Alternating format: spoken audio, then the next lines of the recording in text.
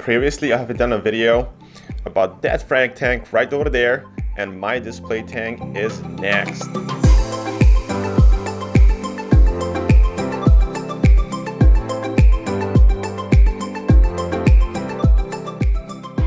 I opened the cabinets here right away so you guys can just quickly browse what I have going on as far as filtration goes. And then afterwards, we're gonna go over the tank and just see what's going on over there, what is new. Let's start here first with Refugium. If you guys can tell, there's nothing much happening. Basically, I don't have much Chato going on here. My future plans for this section here, it's either to have my Chicago NEMs or to drop frags from this frag tank right here. So we'll see what's gonna happen. Most likely I'm gonna have my anemones right there, since it's kind of like a perfect little section. It's like 12 by 12 by 12. So I'm probably gonna have my NEMs here, and I'm gonna have one acrylic piece that's just gonna close this area completely so my NEMs cannot really run away. Over here, I do have a dozer, but it's completely off. I do have here my phosphates, which I don't need right now. My phosphate is pretty high, so that's off. Here, I do have Reef. I love this thing. It's super potent. It means I don't need to refill this container here as much. And again, Reef is a great product. Basically, with one solution, you're dosing alkalinity, calcium, magnesium, and all of your other minor elements and major elements. But of course, the one negative thing about it is it's not raising pH, and that's why I have here a caulk stir. Caulk stir, I do have my caulk washer right on the bottom. It's basically stirring caulk water constantly 24/7. And again, why I have this stir here, it's just because it's very easy. I used to have containers right there on a side similar to these, and then basically I would refill those containers every 2-3 weeks. And just because of that, that's what I'm saying. This is very easy. Of course, if you have space, if you can put a big barrel next to your tank, sure, go ahead and do that, since that's going to be, of course, affordable option. But this option here, if you do not have space, it's great. The one thing about it is that you have to clean it every, let's say, 2 to 3 months, since the bottom piece, there's a mustache propeller here that keeps spinning, and the caulk washer on the bottom will clog and it'll damage either the propeller or the top piece that's connected to the motor, so just be careful. And again, it's not so hard to clean. Basically, it takes me similar amount of time to clean as it takes me to clean the skimmer cup as well. So basically not a big deal. And all I do is on a monthly basis, I just raise this cap right here, I add caulk washer, and I close it back up. Super easy thing to do, I love that thing. I am dosing my caulk washer through my Ecotech Versa pump, and it's pulling water from my ATO container, which is right underneath this tank here. It's dosing it into the caulk stir, and then the caulk stir is just overfilling straight into my tank. And that's basically how it works. For right now, I do have it running just in the evening. I used to run it throughout the whole day, and basically I haven't seen really any difference, so it's totally up to you how you're gonna run it. Just don't run it super fast since it's caulk washer, of course, and always dose it in a high flow area. I do have it going into this section right here, which basically all water is passing through the small section, is going to the return pump chamber, and then the water is shooting up. Over there, I do have 2 return pumps. I do have my Tanzi ATO, which actually barely works since I'm trying with my caulk washer to replace all of my evaporated water. So I'm maxed out on that. And then on top of that, I do have, of course, my Reef. And then here I'm dosing potassium nitrates as well. I'm dosing very little of that just so I can keep my potassium and my nitrates a little bit higher. And that's basically it. So for filtration for this tank, all I have going on is the skimmer here. And I do have UV all the way on the back. You guys probably cannot see it since it's in the dark. I do have aqua UV on the back. My dog came here to say hi. What's going on, Dora? Get out of here. Get out of here. I do run my UV, I believe, just 12 hours a day, so just in the evening. And when I do bring in new fish, let's say when I brought in these torches, that's when I turn on my UV to run 24/7, just because the torches can be a little bit finicky, so I didn't want, of course, to lose any of those heads, so that's why I have it on. And that's about it as far as filtration goes. If you guys have any questions, of course, just drop them down below. When I do these videos, there's always something that I miss, so if I missed anything, just let me know, and yeah, let's go check out the display tank. All right, so here's my display tank. First, I'm gonna go over just equipment, what I have going on for lighting, flow, just everything else, and then I'm gonna get into corals and fish that I have here. This one I had basically for 5 years now. They were great, but this is a very old one. And I noticed when I purchased a couple of newer ones that this old one just works so slow now. It needs a while for him to make the whole circle. I probably have to upgrade and just get a new one. And yeah, but they've been working very good. I think I just replaced the batteries just once on them ever since I got this one. So the battery will last you for 2 or 3 years. And I believe when I replaced my battery that I didn't have issues. I was just like, hey, I had this feeder for 3 years. Might as well replace the battery on it, right? As far as flow goes, I do have just 2 MP40s on this side. I have nothing on the other side. I was thinking to get something else on this side as well, but for right now, I don't need to. As you guys can tell, on this tank, there's no acroporas. Basically, just acroporas, in my opinion, needed highlighting, need high flow. But everything else, like you guys see here, we have lots of mantis, lots of digitatas and acroporas, lots of LPS corals. I have some mushrooms here, so I do have some softies, zoanthids as well. Certain type of corals don't like lots of power and lots of lighting.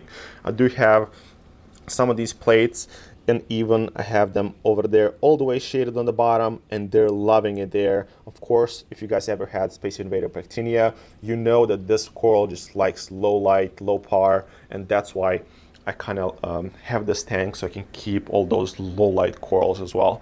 As far as lighting goes, I do have Orphix here. I'm having a hard time just to connect to my Orphix, and when I do connect to one, I'm having a hard time to connect to the other ones. So that's why I just decided to get me a T5s here, and I do run just one on each side, and I do run both of those for, I believe, 12 or 13 hours right now. I just haven't hooked up to the Casa power strip, so that's been great. Ever since I set up this tank, I never had highlighting on this tank. My Orphix, I believe, are set up 30 or 60% max, and just because of that on this tank, I never ever had dinos. I never ever had cyano. The only thing that I had is diatoms, and they were there just for a couple of months and then they were gone, and that's it.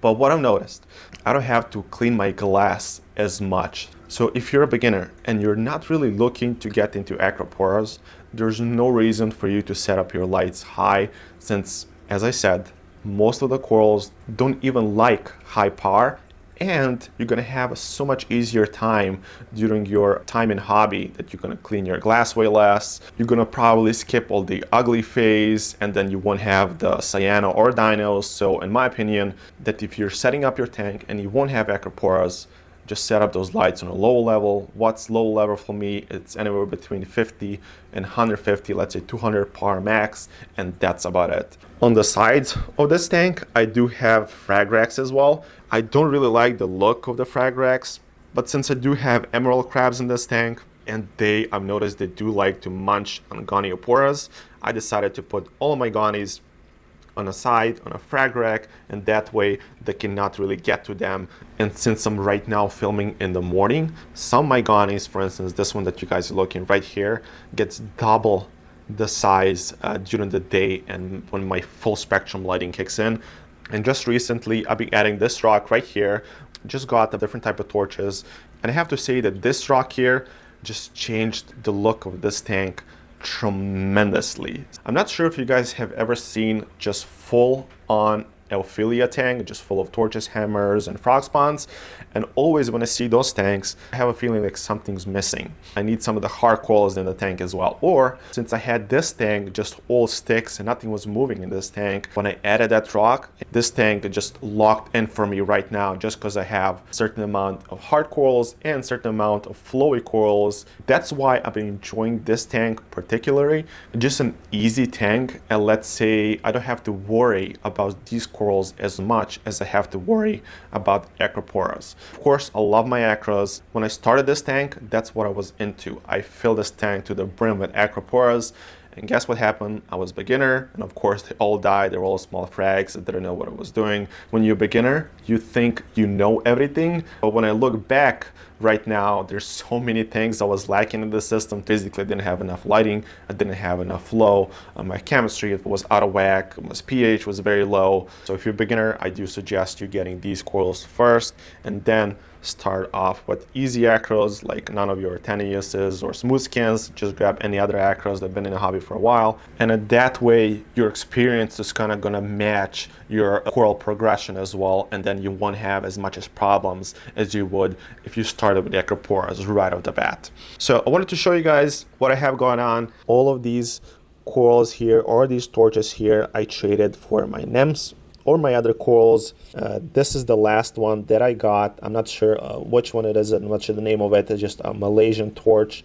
It looks kind of like 24K torch. And I do have still all of my zoanthids here on the back. They're looking pretty nice. I do have lots of Captain Jerk's pallies on the back that I have to get rid of. If you guys have ever had Captain Jerk's pallies, you know that those are gonna take over everything else, and you might have problems afterwards with those. That's why I just like to keep a variety of zoanthids that are not so invasive and they just look pretty. Again, I have no idea the names of these dudes, but I'm enjoying this patch of zoanthids. They honestly look amazing.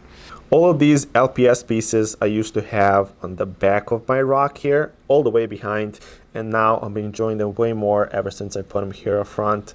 Lots of Favias here. This is the Ultron Favia, one of my favorite Favias here. And I do have some of those zoanthids here on the rocks, just going in punkers, growing over some of the corals here as well. This is one of my favorite Blastos that I have. I actually don't have much, but I was never into Blastos. This one, when I've seen it, it looked just so nice. I believe it's Worldwide Corals Rainbow Blast or something like that. I don't see rainbows in it, but it's basically just yellow mouth and orange Blasto. And I do have one more right there on the back.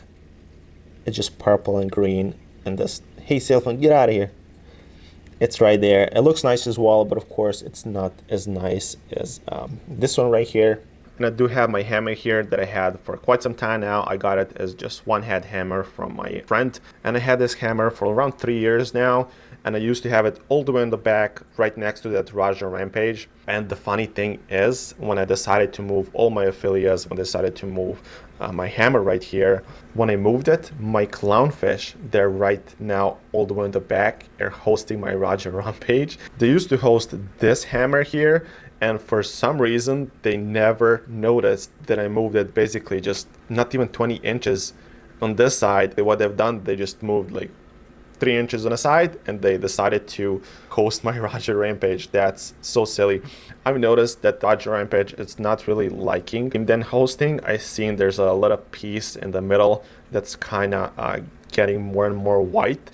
So I'm probably, when I do move my nymphs all the way down to the sump, I'm probably gonna move them as well. And yeah, just so they can stop bothering all of my corals here.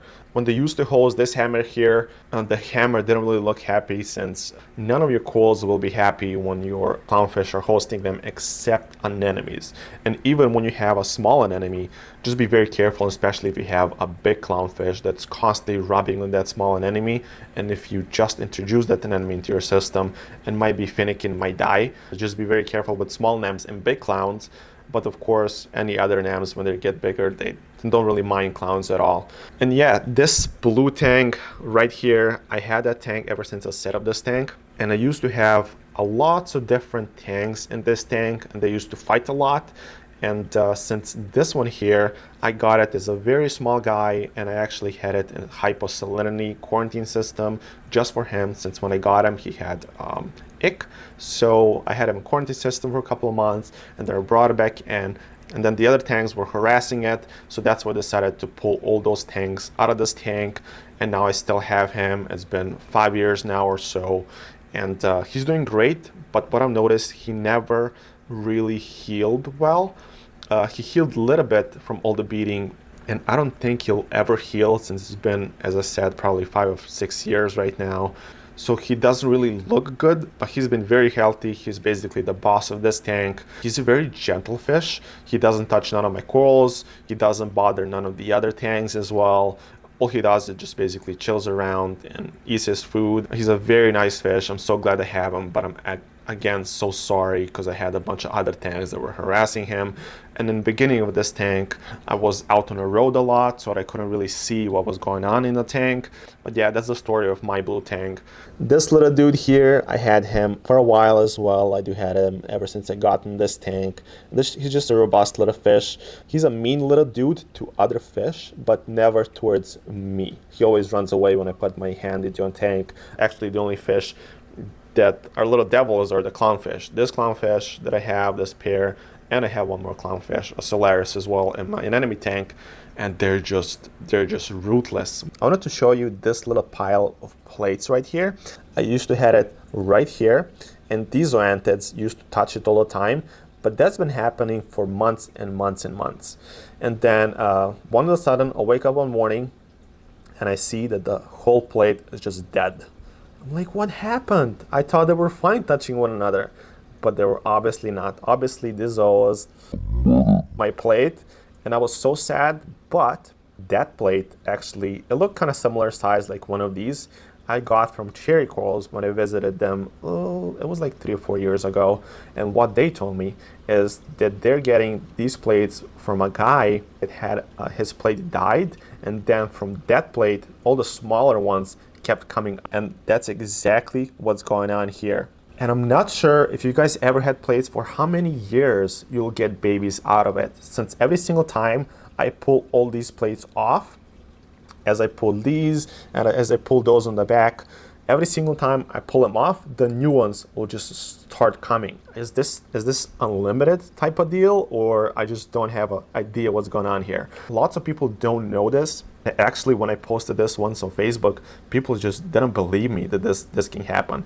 But yeah, I mean, corals are just amazing. And ever since this happened to me, I've gotten a couple of more plates. This is one of my favorites. I'm not sure if it's the same type of plate or it's not, since I know there's a couple different types of corals. Even though they look similar, they might not be. And I do have one in the rocks all the way in the middle. You guys probably cannot see it. Had this one for a couple of years now, but it's just a way slower grower, even though he looks amazing. And that's one of the things, man, every single time you have a pretty coral, those pretty corals just won't grow as fast as some of the other ones, even though these are very pretty. When I've seen this one from the top down view from Cherry Corals, I'm like, I have to have it. I believe these are called Royal Orchids or something like that. They're, again, very pretty corals. They have lots of oranges and greens, and on a high par, even the tentacles are like pretty yellowish as well. Amazing corals. I do have these on my website, so feel free to just go and check them out and pick up a few if you want to. As I said, if they down you, just leave them in your tank. Don't pull them out. Don't do anything, since, as you guys can tell, you guys are going to get just a bunch more coming out of those. Since I mentioned the website, what I've done to a 10 pieces SPS frag pack, I dropped it down from $300 to $250 shipped, and that's 10 frags. And usually when I do ship these frags, I do ship one more frag extra. And if you have seen anything from my tank that you guys would like to order through that pack, just feel free to email me and I'll accommodate whatever you guys want. I'll put in that pack and I'll send it over. Some of the pieces will be 2 to 3 inches, some will be 1.5 inches. It just depends what I have going on and depends which corals I'll be cutting. And of course, if you guys see a huge colony here, of course that colony I'm going to cut a big piece off of it, and then from some smaller colonies I'm going to cut smaller pieces off of it. And that's basically how I do it. Yeah, if you guys have any questions, just drop them down below. If you guys like these type of videos, feel free to like the video, and of course subscribe for all the next updates. Probably my next update is going to be my enemy tank. And yeah, see you guys in the next one. Peace.